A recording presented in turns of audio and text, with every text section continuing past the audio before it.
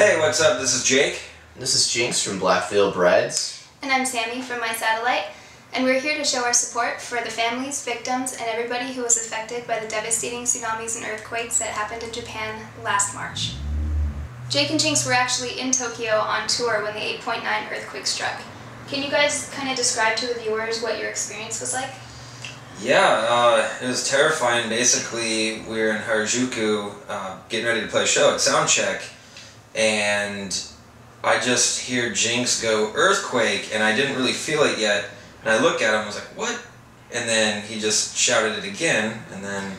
Yeah, and our sound guy actually said, "Oh no, this happens all the time, you know, we're used to it." And I saw the speaker stack swaying back and forth, and you know, my eyes were really big. Like, I've been through an earthquake before in California, but nothing that big. And all of a sudden his eyes got really big. He said, "Oh no, this is a big one, everyone get out, everyone get out." And you know, then we spilled out into the streets, and everybody was out in the streets screaming and crying, and yeah, just we ran out there. It was so weird, you could barely stand up, and we looked across the street. There was a Forever 21 and H&M, just buildings just swaying into each other. Power lines are flying everywhere, and people are just down, ducking on the ground, and we're just looking around like, what do you do? What are you supposed to do? And it was just kind of really hard to grasp what was actually happening and how big it was, because we had no idea. Yeah. And yeah, and then you know, after things calmed down a bit, everyone's like, "All right, everyone back inside," as though, you know, we're just gonna go about our day.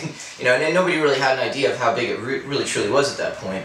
We went back in to continue sound checking for the show, and then it happened again. We got an aftershock, and it was almost the first aftershock was a 7.1, which is huge. And yeah, so we ran back outside again, and at that point, I was just kind of like, okay, what is happening here? Like, this can't be good. And it just started to get really scary at that point, and you know, people were outside crying on the ground. There's people trying to get our autographs, and it was just really confusing. It was just chaos. Yeah. Yeah, and we did what we could. We played the show anyway. The people that were already there in line